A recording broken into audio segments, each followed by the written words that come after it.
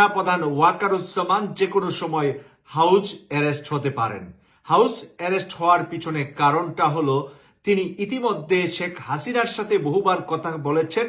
দিল্লি যাওয়ার পর থেকে উনি যে ভারতে এবং দিল্লিতে হাসিনার সাথে এবং ভারতের কিছু সেনাবাহিনীদের সাথে যোগাযোগ রেখেছেন। প্রধান উপদেষ্টা ডক্টর মোহাম্মদ ইউনূসের পদত্যাগ, যদি এই মুহূর্তে প্রধান উপদেষ্টা পদত্যাগ করেন তাহলে অবশ্যই বাংলাদেশ একটা বড় ধরনের ধাক্কা খাবে। এখানে বেশ কিছু দেশি বিদেশি ইস্যুগুলো কাজ করবে, বিশেষ করে ভারত একটা বড় ধরনের ভূমিকা এখানে নিতে চাইবে। প্রধান উপদেষ্টা ডক্টর মোহাম্মদ ইউনূস পদত্যাগ করতে চেয়েছেন বা পদত্যাগ করার প্রস্তুতি নিয়েছেন অথবা পদত্যাগ করার সিদ্ধান্ত নিয়েছেন, এমন খবর চাউর হবার পর সেখানে ছুটে গেছেন নাহিদ ইসলাম, এনসিপির আহ্বায়ক।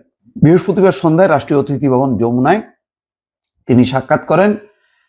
মানবজমিনের খবর বলা হচ্ছে, এ সময় নাহিদ ইসলাম প্রধান উপদেষ্টাকে পদত্যাগ না করতে অনুরোধ করেছেন। আসসালামু আলাইকুম এভরিওয়ান, কি অবস্থা সবার? আশা করছি সবাই ভালো এবং সুস্থ আছেন। প্রতিদিনের মতো আমি ফারুকি ইউটিউব চ্যানেলের পক্ষ থেকে সোয়াইব আপনাদের সাথে আছি। আপনারা ইতিমধ্যে ভিডিওর কিছু টাইটেল এবং থাম্বনেল এবং কিছু অংশবিশেষ দেখে জানতে পেরে গিয়েছেন ভিডিওটা কতটুকু গুরুত্বপূর্ণ হতে যাচ্ছে। আপনারা সম্পূর্ণ পুরো ভিডিওটি দেখলে বুঝতে পারবেন ভিডিওটা আরও কতটা তথ্যবহুল এবং গুরুত্বপূর্ণ। সো আশা করবো এক মুহূর্ত না টেলে সম্পূর্ণ পুরো ভিডিওটি আপনারা দেখবেন। সম্পূর্ণ ভিডিওটি শুরু করার আগে আপনাদের কাছে একটা অনুরোধ জানিয়ে রাখতে চাই, যারা আমাদের এই ইউটিউব চ্যানেলে এখনও নতুন তারা অবশ্যই সাবস্ক্রাইব করে একটা লাইক দিয়ে পাশে থাকবেন। সো চলুন শুরু করি, লেটস বিগিন। প্রধান ওয়াকারুজ্জামান যে কোনো সময় হাউস অ্যারেস্ট হতে পারেন।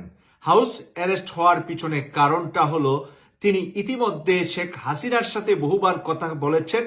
দিল্লি যাওয়ার পর থেকে উনি যে ভারতে এবং দিল্লিতে হাসিনার সাথে এবং ভারতের কিছু সেনাবাহিনীদের সাথে যোগাযোগ রেখেছেন, সেই কল রেকর্ডগুলা আবার ওনার জুনিয়র যারা বাংলাদেশপন্থী আর ভারতপন্থী দুটা পন্থী সেনাবাহিনীর মধ্যে আছে, যারা বাংলাদেশপন্থী, যারা বাংলাদেশের জন্য জীবন দিতে দ্বিধা করবে না, তারা সেই কল রেকর্ডগুলা করে ফেলেছেন। এই কল রেকর্ডগুলার ভিতরে বিভিন্ন ধরনের আলোচনা আছে। সেই আলোচনাগুলা আমরা বাহিরের জগতের মানুষের কাছে আসা সহজ বিষয় নয়।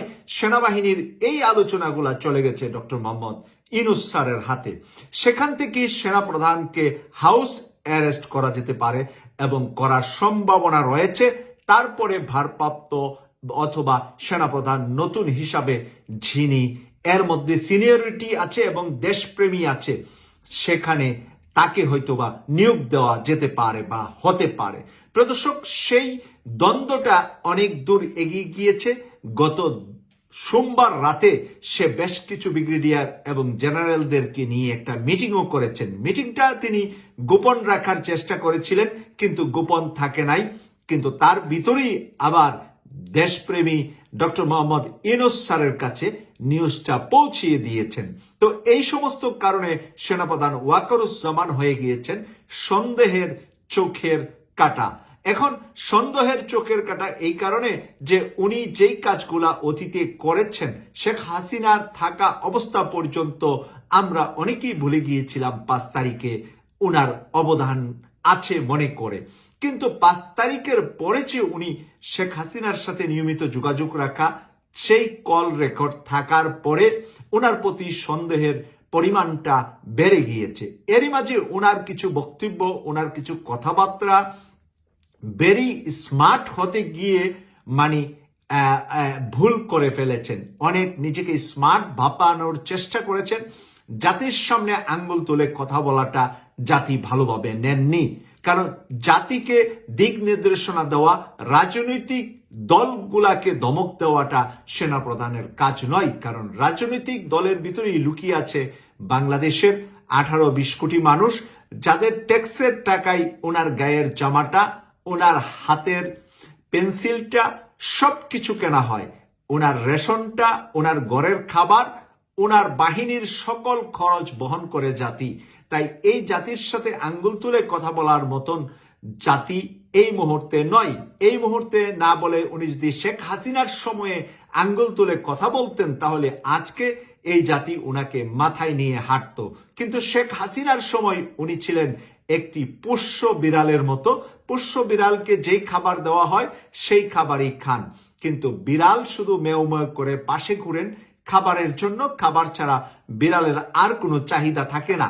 কিন্তু সেই সেনাপ্রধান বিড়াল থেকে সিংহ ভাগ হওয়ার জন্য যে প্রতিযোগিতাটা শুরুতেই করছেন, এই প্রতিযোগিতায় উনি আবারও বিড়াল হচ্ছেন ডক্টর মোহাম্মদ ইউনূসের। ডক্টর মোহাম্মদ ইউনূসের সামনে উনি যা কথা বলেছেন সেই কথাগুলা আমেরিকা, জাতিসংঘ, ফ্রান্স, জার্মান, পশ্চিমা বিশ্ব সহ যে ইউরোপিয়ান ইউনিয়ন, অস্ট্রেলিয়া, নিউজিল্যান্ড ভালো চোখে দেখছে না। আমাদের প্রধান উপদেষ্টা ডক্টর মোহাম্মদ ইউনূসের পদত্যাগ, যদি এই মুহূর্তে প্রধান উপদেষ্টা পদত্যাগ করেন তাহলে অবশ্যই বাংলাদেশ একটা বড় ধরনের ধাক্কা খাবে। এখানে বেশ কিছু দেশি বিদেশি ইস্যুগুলো কাজ করবে। বিশেষ করে ভারত একটা বড় ধরনের ভূমিকা এখানে নিতে চাইবে। আর নিষিদ্ধ ঘোষণা করা বাংলাদেশ আওয়ামী লীগ তারাও কিন্তু এই পরিস্থিতিকে কাজে লাগাবে। এটার নামই হচ্ছে রাজনীতি। আর এই পদত্যাগের ফলে সবচেয়ে বেশি ক্ষতিগ্রস্ত হবে বাংলাদেশ এনসিপি, জাতীয় নাগরিক পার্টি হিসেবে যারা নিজেদের এই দলটিকে তৈরি করেছেন এনসিপি, এবং এই কয়েকজন সমন্বয়ক, তাদের প্রথম সারির বেশ কিছু নেতাকর্মীরাও মানে দেশের মধ্যে কোন পরিস্থিতিতে পড়বে বুঝতেই পারছেন। আর যার কারণে অনেকটা ভয় পেয়ে গেছেন এনসিপি সহ অন্যান্য যারা ডক্টর ইউনূসের একদম প্রধান সারির যারা পৃষ্ঠপোষক আছেন অথবা তাকে যারা নিয়োগ দিয়েছেন। গতকালকে নাহিদের মুখ থেকে আমরা যখন প্রথম শুনতে পেলাম যে ডক্টর ইউনূস পদত্যাগ করবেন, এরপরেই বিষয়টা নিয়ে আপনার ডালপালা মেলে নানান কারণ। কিন্তু ফাইনালি আসলে কেন ডক্টর মোহাম্মদ ইউনূস তিনি পদত্যাগ করতে চান বা চিন্তা ভাবনা করছেন, সেই কারণটি বের হয়ে এসেছে খোদ তার মুখ থেকে। চলুন দেখি আমরা যে তিনি কি বক্তব্য দিয়েছেন। উপদেষ্টাদের জরুরি একটা বৈঠক হয়েছে বেলা 11টায় তেজগাঁওয়ে প্রধান উপদেষ্টার কার্যালয়ে। উপদেষ্টা পরিষদের নির্ধারিত বৈঠকে ডক্টর ইউনূসের পদত্যাগের প্রসঙ্গ উঠে আসে। প্রথমে 1 ঘন্টা নিয়মিত উপদেষ্টা পরিষদের নির্ধারিত বৈঠক হয়, এরপর সচিবরা বেরিয়ে যান। উপদেষ্টাদের নিয়ে প্রায় 4 ঘন্টা অনির্ধারিত একটা বৈঠক তিনি সেখানে করেন। আলোচনার মূল বিষয়গুলো যেগুলো ছিল যে উপদেষ্টা পরিষদের এই বৈঠকে হতাশা ব্যক্ত করে ডক্টর ইউনূস বলছেন গণঅভ্যুত্থানের পর শিক্ষার্থী এবং রাজনৈতিক দলের অনুরোধে তিনি দায়িত্ব নিয়েছেন। প্রধান উপদেষ্টা ডক্টর মোহাম্মদ ইউনূস পদত্যাগ করতে চেয়েছেন বা পদত্যাগ করার প্রস্তুতি নিয়েছেন অথবা পদত্যাগ করার সিদ্ধান্ত নিয়েছেন, এমন খবর চাউর হবার পর সেখানে ছুটে গেছেন নাহিদ ইসলাম, এনসিপির আহ্বায়ক। বৃহস্পতিবার সন্ধ্যায় রাষ্ট্রীয় অতিথি ভবন যমুনায় তিনি সাক্ষাৎ করেন। মানবজমিনের খবর বলা হচ্ছে এ সময় নাহিদ ইসলাম প্রধান উপদেষ্টাকে পদত্যাগ না করতে অনুরোধ করেছেন। অন্যদিকে প্রধান উপদেষ্টা দেশের বর্তমান পরিস্থিতি বিবেচনা করে দায়িত্ব চালিয়ে যাওয়ার কথা পুনর্বিবেচনা করবেন বলে জানিয়েছেন। তো নাহিদ ইসলামের সঙ্গে কথা বলে পদত্যাগ করা না করার বিষয়টি তিনি সিদ্ধান্ত নিচ্ছেন, এটাও হয়তো রাজনীতির জন্য দুর্ভাগ্য। যেখানে এতগুলো বড় বড় রাজনৈতিক দল আছে, তাদের সাথে এরকম একটি সংকটজনক অবস্থায় তিনি ডাকতে পারতেন, কিন্তু তিনি ডাকলেন না অথবা নিজে থেকেই গেলেন নাহিদ ইসলাম। যে এই খবরটা গণমাধ্যমে এসছে, তো জাতীয় নাগরিক পার্টির এক নেতা আরিফুল ইসলাম আদিব জানাচ্ছেন বর্তমান পরিস্থিতি নিয়ে প্রধান উপদেষ্টার সঙ্গে সাক্ষাৎ করেছেন এনসিপির আহ্বায়ক নাহিদ ইসলাম। সাক্ষাতে দেশের বর্তমান রাজনৈতিক পরিস্থিতি নিয়ে আলোচনা হয়।